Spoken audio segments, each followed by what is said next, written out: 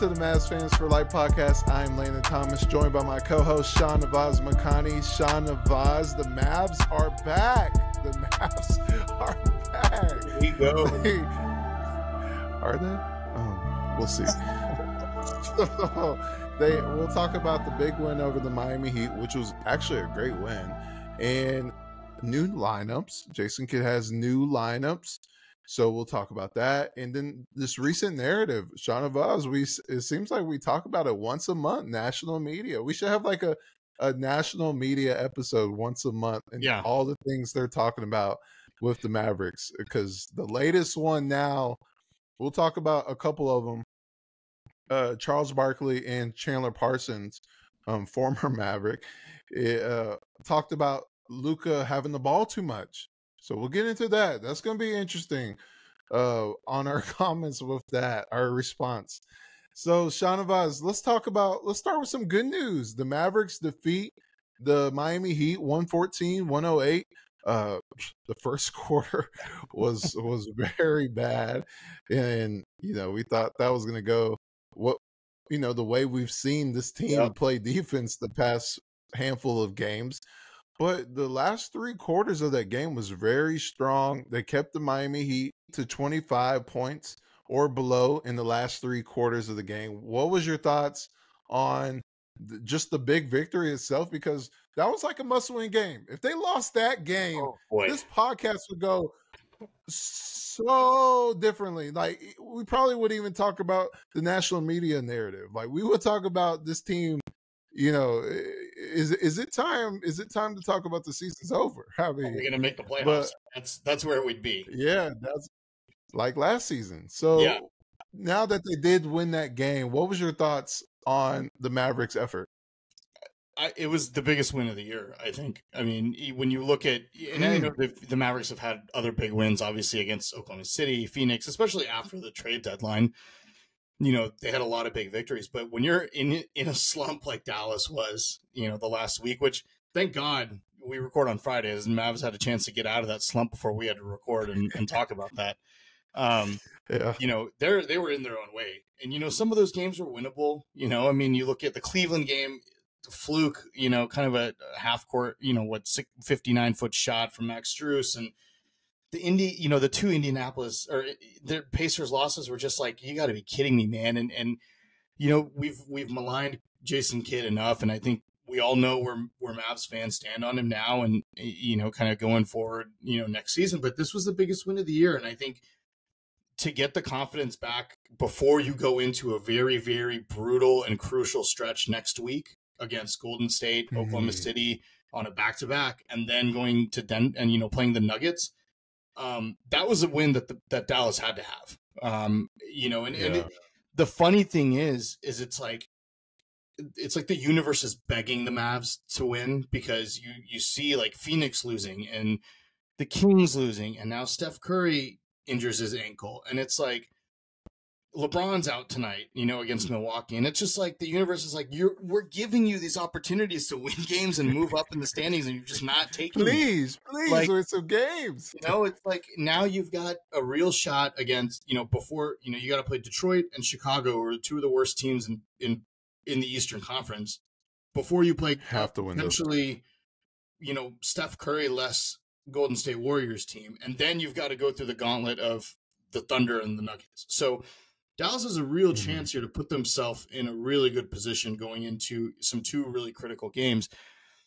But you talk about kind of what the game meant. I mean, the first quarter was just, it was the same stuff we've seen, the last week or so from this team. And the troubling part of it is I felt that the Mavericks were playing the same defense they did against Phoenix. And I think I tweeted this out during the Phoenix game, where it felt like the new rotation was, you're obviously the Mavs are switching everything, but they're tending to leave, a certain player open. Whoever they're identifying, they're like, let's leave that guy open from behind the arc and hope he can beat us.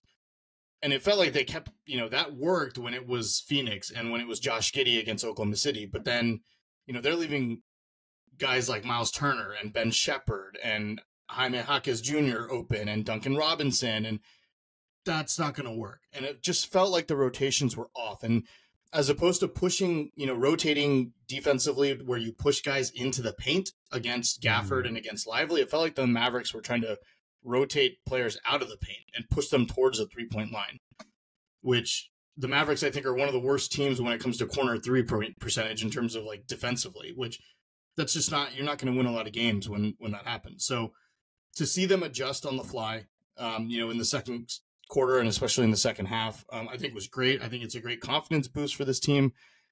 I think you saw a little bit different energy with, Derek Jones Jr. and Daniel Gafford in the starting lineup, two guys who are, I think better defensively. Lively, obviously he's a great player and he's a great rookie. It seems like he's kind of, I don't want to say hitting a wall, and I don't want to put the blame entirely on him, but it's hard when you're a rookie and you're coming in, you're playing this many minutes and you're being asked to do this much. Like, he's still young, So getting Gafford in there, a guy who knows how to play against, bigger defenders like Bam Adebayo, a guy like Derek Jones Jr. has been around the league a lot, knows his role. And Josh Green obviously has been struggling during the losing stretch. So again, I think it's a huge win for Dallas.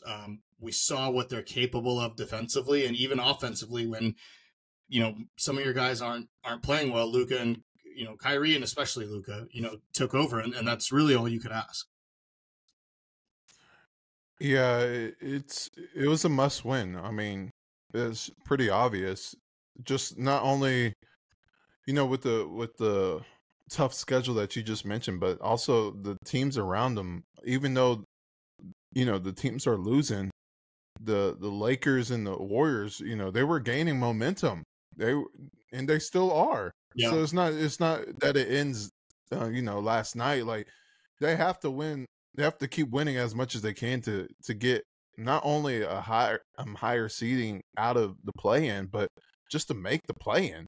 Because, obviously don't make the play-in, but I'm talking about like have opportunity in the play-in, not just have one game where you're on the road and good luck, especially with the crowd of the Warriors. I mean, the Lakers, you don't want your season to go down to that. You want your season to have as many possibilities as you can in the postseason.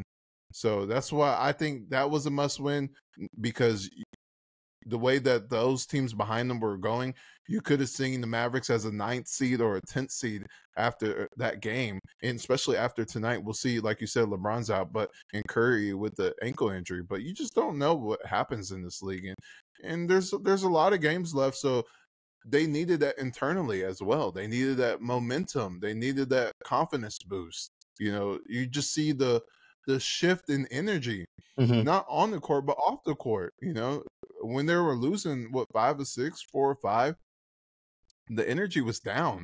Like, you could feel, like, how it was right before the Grant Williams trade. Like, that's how it felt when you're losing that many games, and especially the new guys, PJ and Gafford, they're coming to the situation. They win 4 in a row, within a 7-game winning streak. The vibes were so good. National media were talking about them as contenders, and a lot of Mavs fans saw them as potential contenders.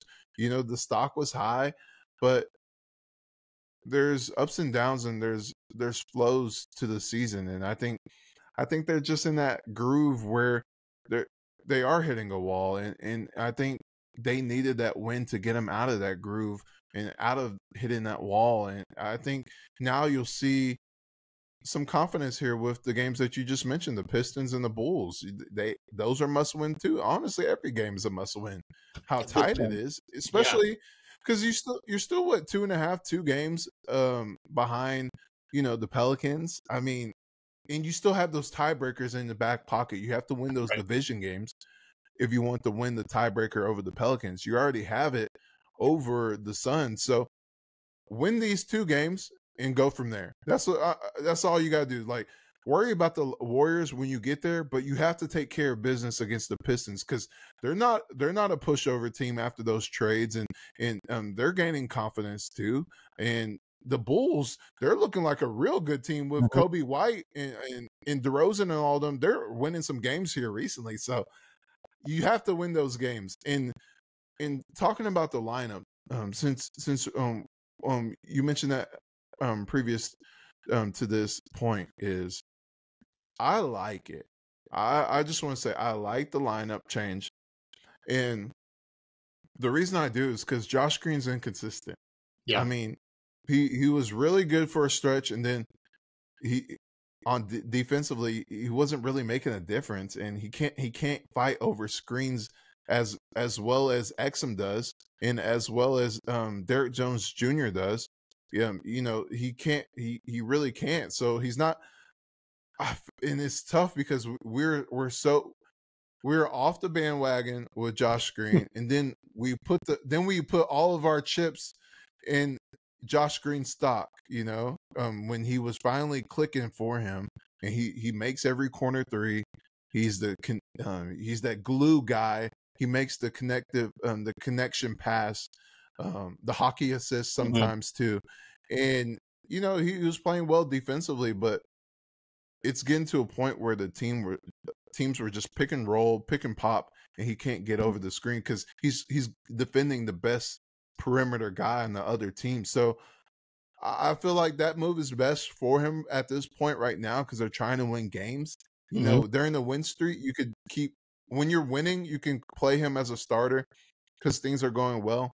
But now that they're losing, they have to do whatever it takes to win. So I just applaud kids' effort in trying to make a change.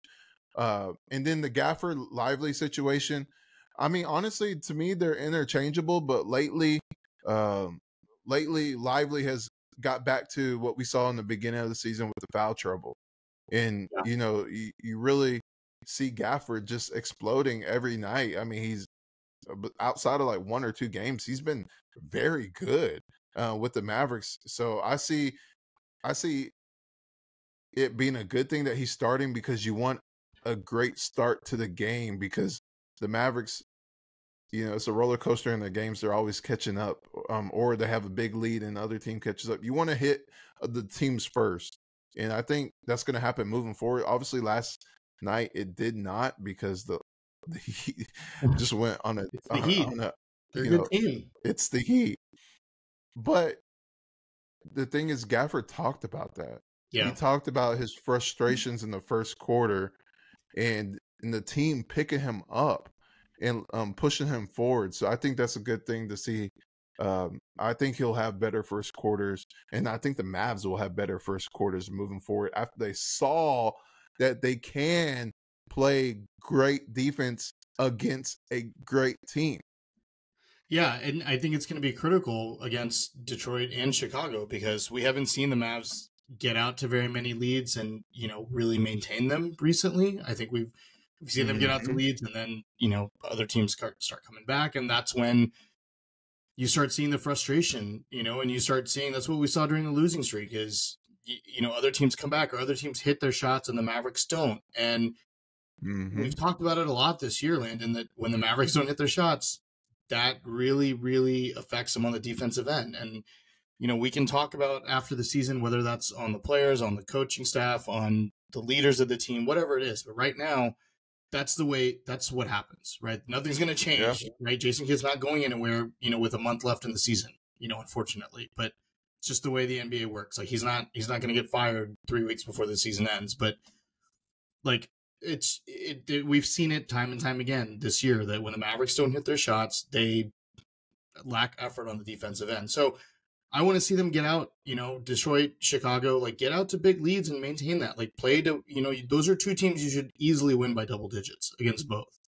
Like they need to go into next week into that back-to-back with OKC and Golden State, with confidence. Like they need to go in there with a 3-game winning streak and say, all right, you know what? We're back to where we were, when we made those trades. And to your point, the lineup changes, I like them as well. I think playing Gafford over Lively, they play about the same minutes. I mean, we're not, this isn't a, Gafford's going to start over Lively forever. No, Gafford played 21 minutes, Lively played 23. So Lively actually played more, right? But I mean, I think the most critical thing last night that we saw was Dante Exum. You saw what he brings to the Mavs as that kind of third ball handler, another guy who can, create for the offense. And now is becoming a guy that that defenses have to pay attention to because of his ability to shoot the three and his ability, to make smart passes. You're seeing a guy that learned, and I mentioned this earlier in the year, a guy that learned in Europe. He's got that kind of European way of thinking about basketball, and I think you see some of the nuances of the European game in the way that he plays now that he's kind of back in the States. And you saw Tim Hardaway Jr.'s minutes go down. And Exum playing in the closing lineup, and he was really a key factor in why Dallas won the game last night.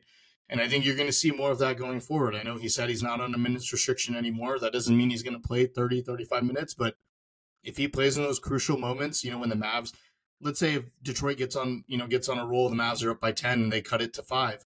I can see Exum playing. That's when you bring in Exum. You say, all right, go calm things down. I think he just adds. He's such a valuable piece right now for the Mavericks that it's great to have him back. And he's a guy who can play really 1 through 4. I mean, he's big enough to play the 4 against smaller lineups, but really from 1 through 3, he can play any of those 3 positions on the floor. So you've really got a lot of flexibility with him as well. Yeah, I like Exum a lot as a player and a person too. He's really great off the court as well, but I feel like it's just it is what it is. I feel like there's no personal feelings here. They're trying to win games, and I said it. I tweeted it. I feel like he needs those THA minutes, and I'm not saying he needs to be a starter again, or I'm not saying he needs to have heavy minutes. The same thing as you just said, but he needs to have those 25 minutes a game. He needs to have those THJ minutes where he's playing the crucial parts of the game. And you saw it last night. You saw the change, how well they played when he's playing those minutes, because he's not strictly just a shooter. And that's where you have with THJ. We talked about THJ can win you games, but he can also lose you games. And he's streaky. That's why he's a 6 man. He's a great 6 man. He's streaky. I wouldn't be surprised if the last 20 games he goes on a tangent again. That's how he is. But when you're trying to make the playoffs, you're not trying to make the play in. You got to play guys who are well rounded, and that's Exum. He can shoot. He's shooting better than THJ as of late, and he can do so much more. He can rebound. He can defend. Same thing Josh Green does. He can be that full court defender and guard the best perimeter player, or he can guard the best wing. Like you say, he has positional flexibility, and he's also a playmaker. When Kyrie and Luka, he even said when Kyrie and Luka gets doubled, he knows to come to the ball, not just wait on the perimeter for a shot. That's the big change what Exum does. Like his flexibility.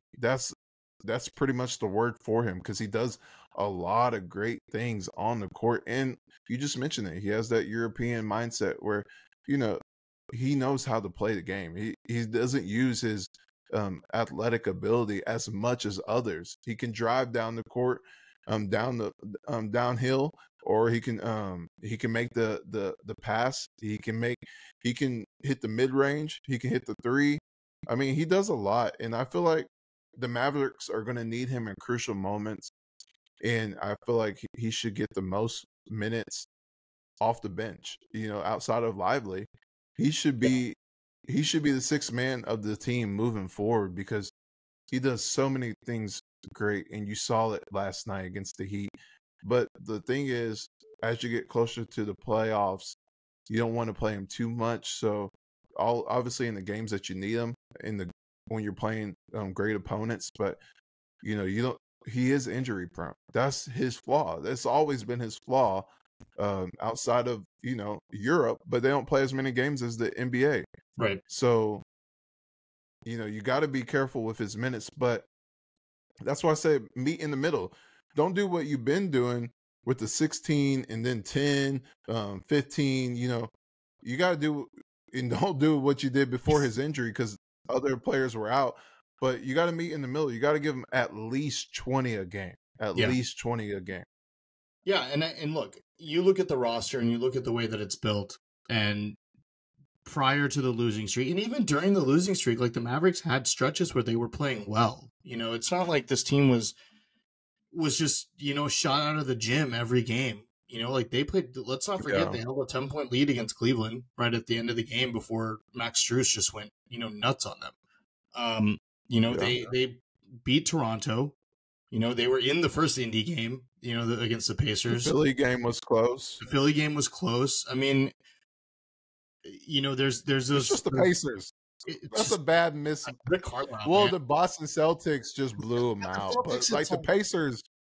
The Celtics, it's in Boston. You're playing against the best team in the NBA, and Porzingis just goes like the Mavericks. We know have trouble with. They were close. They were close. They were close. They were in the third quarter. It was what, a 4-point game, a 2-point game against Boston last week, and then the floodgates open, and it's Boston. Like I don't take. They're the best team in basketball. Like I don't think anybody reasonably thought Dallas was going to win that game. And the Mavericks have trouble with stretch bigs. Like we've seen it. We've seen it against Miles Turner. We've seen it with Porzingis. It's just the way it is. Dallas can't defend. Lively and Gafford are not perimeter defenders. And Dallas can't afford to go small and play Maxey that many minutes against, you know, perimeter shooting guys like that, because then they get torched on the board. So you got to kind of pick your poison at that point. Yeah. The good thing is both of those guys are in the Eastern Conference. And the West really doesn't have other...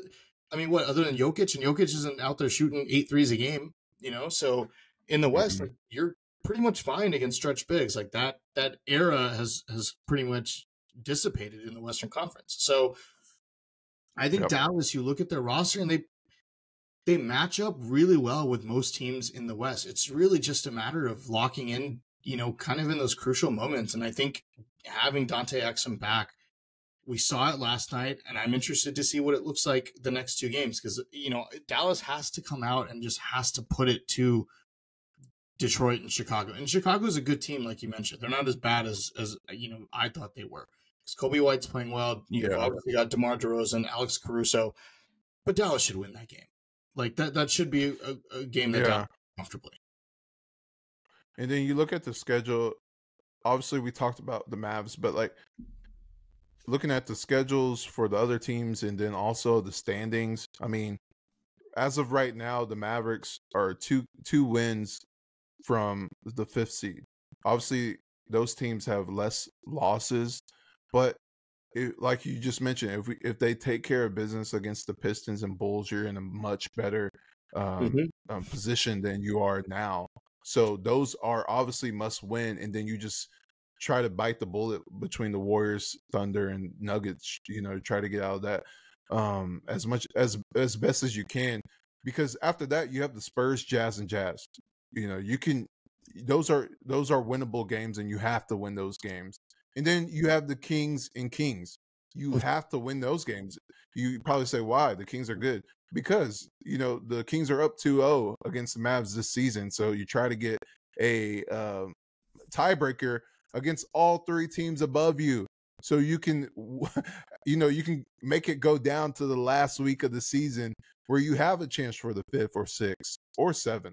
You know, you have a chance to move past these teams because you still have the, you know, the Rockets, you still got Hornets, and you still have the Hawks, the Warriors twice. You know, you still have a favorable, you still have the Pistons again. Like you have a favorable schedule. I won't say easy schedule because we've seen this Mavs team go up and through its up and downs, but you have a favorable schedule if you get through the gauntlet of teams like the Thunder and Nuggets. Yeah. And so in the Kings, I mean, you gotta win those games, and you gotta split against the good teams. Yeah, and the Mavs are in a good position this next. I mean, obviously later in the week is tough, and like you said, you kind of have to split. I think against, you know, Golden State, OKC, Denver, and Nuggets. I don't really know. You know, I think you got to win 2 of those. You know, I don't know what they have to win the Golden State. You got to win the Golden State if Steph's out, and we've seen this team beat OKC. You split one of those, and not just beat OKC. They obliterated Oklahoma City after the trade deadline. So Mavericks should have confidence going in to the Denver game. And I'm not saying they're going to beat the Nuggets, but anything can happen. The best thing for Dallas is Phoenix's schedule. The next few games is brutal. I mean, they've got Boston tomorrow night. Yeah. Then they've got to play Cleveland. Then they got to play Boston again. Then they've got to go to Milwaukee and play the Bucks. So, you know, Dallas has a real good chance if they can just pull out these 2 wins, to be in a position to move up to that 6 seed and get out of the play-in going into those games against Sacramento, which are going to be, like you said, really crucial from a tie-breaking standpoint. So I'll leave it with this. With what you just said, I'll leave it with this. The Mavericks, the next time we have a podcast, next Friday, the Mavericks should be 3-1 during that week. 3-1. From now to the next podcast, they should anything less than that's a disappointment. 2-2 is a disappointment. It is. Okay, Shahnavaz, the moment is here. What are the national media people talking about? I feel like when they're winning, they jump on the bandwagon slowly, but when they lose, they jump on that like as quick as possible. Very fast. So what's the recent narrative? We should do this like once a month. What's the recent narrative going on? We'll start with today.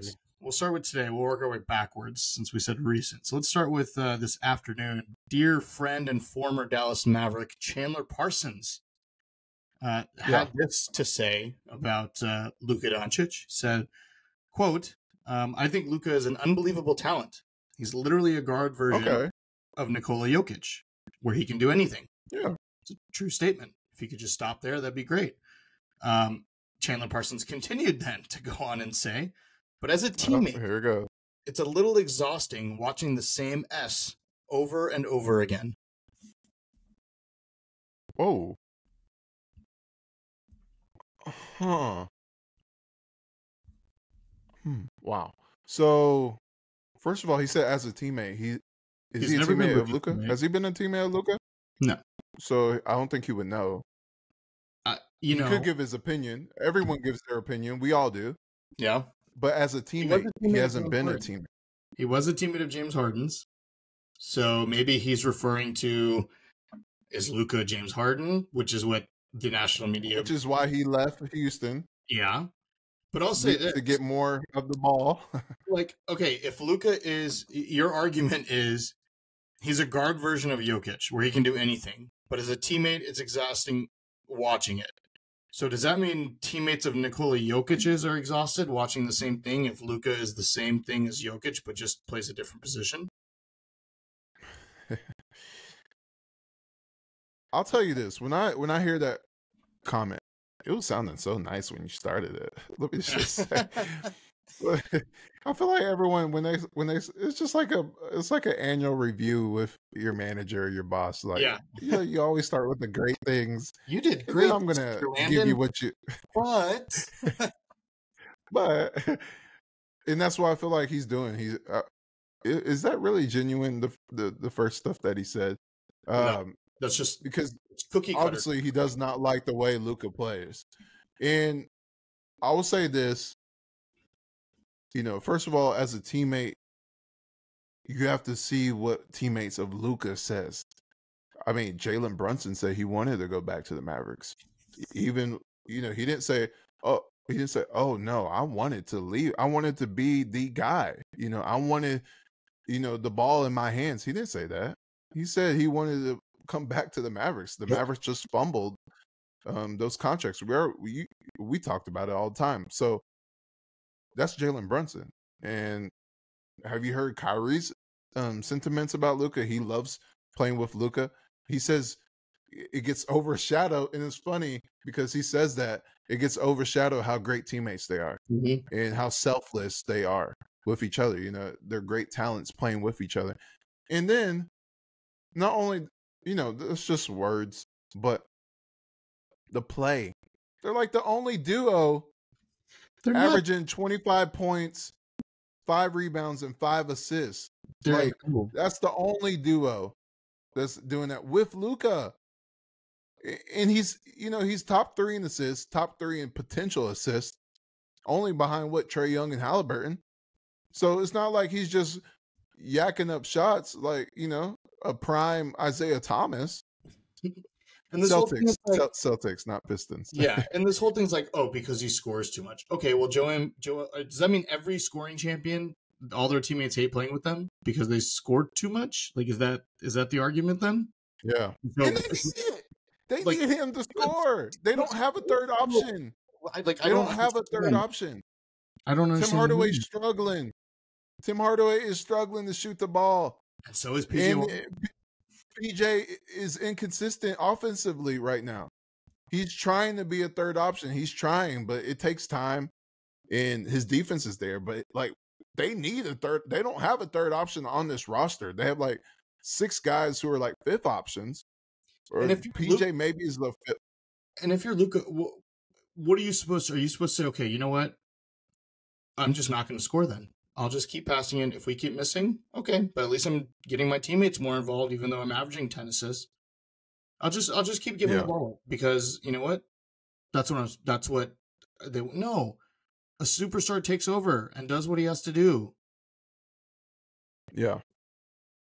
Well, what's the usage rates? So the usage rates. Good. I'm glad you brought that up. So he's number 1, right? Because Embiid. Yeah, number 1 this year. But if I just look at his career, right? I'm looking at his career because usage rate. I mean, Luka's gonna have the ball in his hands. Like, let's just like you said, Mavs don't have a third option. Kyrie's better off the ball. That's fine. You know, there's no issue with that. You look at career wise, okay? Luka right now, so his highest usage rate was his second year. He's at 36.6% was his usage rate. Oh no, I'm sorry. That was not his highest. His highest was last year, 37.5. Was his highest usage rate. Right now, Luka has a second. Because Brunson was gone most of that year. His second usage rate was the bubble, 2020-2021, where the Mavs lost in 7 to the Clippers, and this year, or his lowest usage rate years at 35.9. His second lowest since his rookie year. His best year, when the Mavs went to the conference finals, he was at 37.3% usage rate. So, like, the usage rate argument, obviously with the ball in Luka's hands, they were better. They went to the conference finals 2 years ago, and his usage rate was the second highest it's been. Now it's the second lowest it's been, and the Mavericks are trying. So you want to talk about correlation? So I mean, it's still high. It's still high, leading the league. That's the way they play, and I think we'll get into that because I think that I agree with that it's high, and I think the comments that we'll talk about here in just a second from Charles Barkley, I think that will bring up another point that we can relate back to. Yeah, what did Charles say? So Charles said on the TNT broadcast, this is before the game yesterday, said the Mavericks I quote, "The Mavericks frustrate me so much because they should be so much better. You know, we make a big deal out of Luka's numbers. His numbers should be going down. When you play with better players and you're a great player, the better players you play with, your numbers should go down. He's got to do a much better job of getting rid of the ball using those other guys. They're playing the same way when they didn't have any talent. They got PJ Washington and Gafford, but Luka, as great as he is, he's got to learn how to play without the basketball." So I actually agree with most of what Chuck said. You know, obviously this whole notion of Luka's got to get rid of the ball, I don't think people understand the expected points that are missed out on Luka passes, like just from missed shots by Dallas's teammates. And obviously Luka passes the ball well. Like I don't understand. I've never understood that argument. But I do understand Charles Barkley saying Luka's numbers should go down when the team is playing better and he doesn't have to carry the load as much, which directly then would affect usage rate. I just think you're looking at a situation where you're integrating guys like Gafford and PJ Washington. And especially with the Mavs losing, I feel like Luka's the type of player who's had to kind of take it upon himself to do, you know, really to kind of take over the game and take control. So as time goes on, yes, you want to see his numbers go down. We've talked about it before. We don't want to see him playing 40 minutes a game. He should be playing 35 minutes a game, 36 minutes a game. The scoring may come down from 34 to 30, you know, in the next couple of years, depending on who the Mavericks can put around him. That's okay. I agree with that. But when you talk about Luka doesn't share the ball, I think that's just, I just think that's national media that don't watch the games. Yeah, I mean that could be a big reason why. It's also because they don't have many guys that can create shots. I mean, that's just simple facts. I mean, yep. Kyrie's the only person. Kyrie, Exum, That's they it. can get points, but you know, PJ, he's still learning how to be a third option on a good team. You know, it's not just go hoop. Like you have to fit schematically and learn how to get your buckets around Luka and Kyrie. So I think he's going to be better offensively next season. When he has a full training camp, it's kind of like Kyrie last year. I mean, Kyrie did good, but you really didn't see them flow together until this season. So I think, but when you look at the guys, THJ needs to be set up, Maxey needs to be set up, Lively needs to be set up, Gafford needs to be set up. The way the I teams, mean, Derrick Jones Jr. needs to be set up. yeah, Yeah, and Josh Green needs to be set up. See, that's what I'm saying. Like the roster is built around Luka and Kyrie. Yep. There's not a scorer on the roster. PJ can score around 15 points next season, 16 points, but he's not going to be a bona fide third option on the championship team. He's a great fourth, fifth option on a good team. So that's what they need, a real third guy who can create his own, and that's what you'll see Luka's points go down to 29 if they had a third guy who can get their own, because you see it with Kyrie. He's given up the ball with Kyrie. I don't think the stats are matching the eye test. I think the stats are a reflection of the Mavericks had a lot of injuries this season. Kyrie was out for a lot of games. He had to score 50, 45, 40 points for the Mavericks to be in the game, because they didn't have Exum for a lot of games. They didn't have Kyrie for a lot of games. Those are the other two guys who can go downhill and go get a bucket. And the way Luka's taking 12 threes a game, and he's shooting, I mean, he's having the best season of his career, from three. He's shooting 38%. He's from three, he's hitting, roughly 4 out of 10, give or take, a couple percentage points here, so about 38%. But you take that many threes, and I saw this argument the other day, and I understand it. So I'm not saying it's a bad argument. The fact that, Steph takes a lot of threes also. But Steph is a much better mover without the ball, right? A guy who can come off screens and a guy who can catch and shoot. And that's just not Luka's game. Luka's much better. That's not his game, yeah. Playing his pace, slowing the game He's down. a chess player. Yes. He destroys defenses. The dribble, the step back. Like that's Luka's game. And that's where the Harden comparisons come in, because James Harden was very similar with the way he had the ball in his hands. But James Harden wasn't the playmaker Luka is. Not only that, but who else did they have with Harden to create their offense like that? Chris Paul, and that's when you started seeing the ball come out of James Harden's hands. But when it was a peak James Harden, it was a lot of 3-and-D guys around him, and the only guy that could do a little bit left as soon as he could, Chandler Parsons. So I think this is more a personal problem than a Luka problem, because everybody else loves playing with Luka because they get wide open shots. He makes the game easier. But I will say this, on the flip side, I would like to see Kyrie get a little more of the ball, because Luka has. You just mentioned that Luka has improved. He's playing his best. Well, overall, he's playing his best game of his career. But he improved his shooting. He improved his 3-point shooting, but off the ball, spot up shooting. Yeah. So I would like to see Kyrie do a little more with the ball when Luka's in the game, because he does a lot when Luka's out, and he does a little bit when Luka's there too. But he's just so good off the ball that he can get the same points with the ball or without the ball. And Luka, like you mentioned, he's a better off the ball scorer than Luka is right now. So that's how it works. But he's a top 3 player. You want the ball in his hands. And I think you saw. I just feel like. Oh, go ahead. Sorry.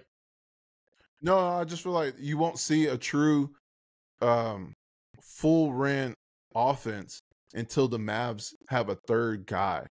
Like, can you imagine PJ as the fourth guy, or these type of guys where THJ, if he stays around, he's just a role player. Like, he's not the sixth man, he's just a role player. Like, that's when you'll start to see a full ran offense, when you have that type of talent. I'm sure Chandler Parsons likes the Clippers offense.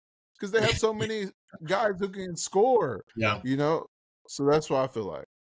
You can't be throwing Tim Hardaway Jr. staying on this team, Landon. People are gonna freak out if you start saying that. You better watch it. That's Honestly, a hot take, man. Honestly, I feel like he's going to get it together.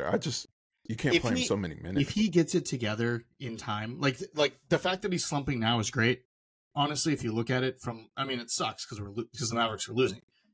But if he gets it together in the next week or two, and just Dallas is going to be hard to stop if he's hitting his shots. Yeah. Okay, Shahnavaz, final words.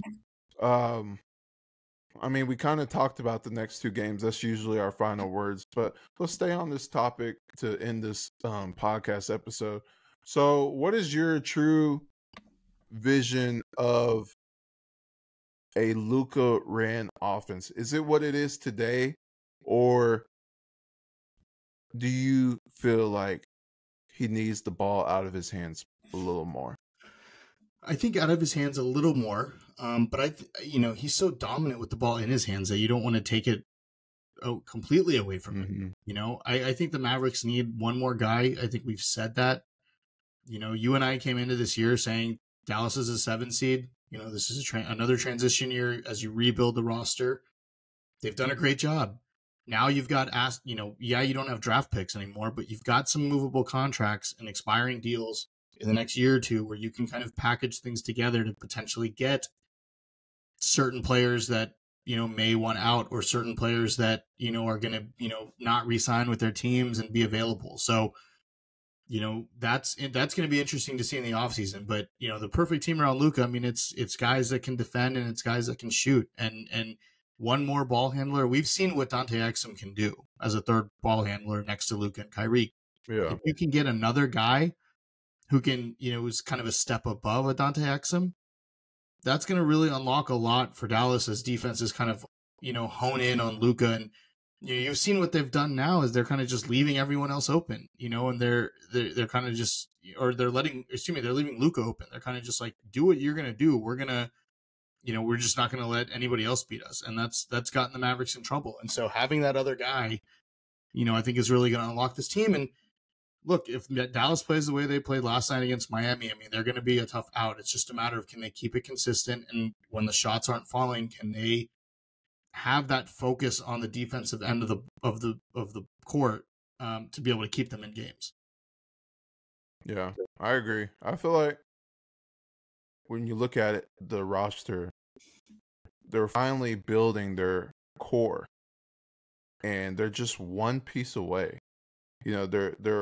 They have a great, even if they don't bring back a third guy, I feel like they have a good roster where if you just add one guy, not a third option, but just add one guy to the nucleus, maybe with THJ's expiring, or, something just to build around what they have now. I think they're going to be much better next year, like a 4th or 5th seed.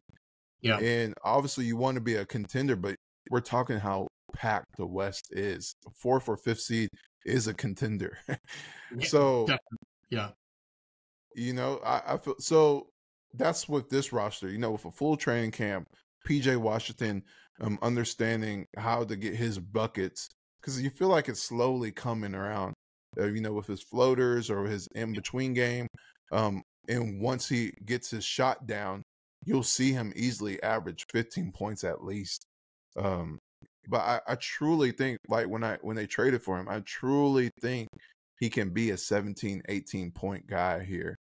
But if they go get a third guy and have PJ as a 13 point scorer, that'll be fine too. I feel like they're one piece away, because you have Luka, Kyrie, you have PJ, and then you have Lively, who's going to start next year. But you have Gafford and Lively as the two-headed monster at center. If you just get a wing, they have to get a wing who can create on his own, like you said, a step above Exum, who's a defender and can create on his own for timely shots. He doesn't have to get 20 points a game, just get 18 a game or 17 a game.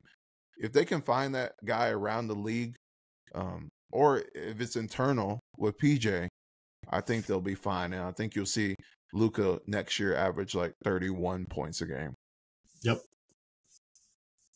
All right, everyone. You see the usernames. Make sure y'all subscribe. Make sure y'all follow us on social. And we just want to thank y'all for following the podcast, and just go Mavericks, right? Let's go Mavericks. Must win, and must win. The next few games, you have to win those games. Bye, everyone.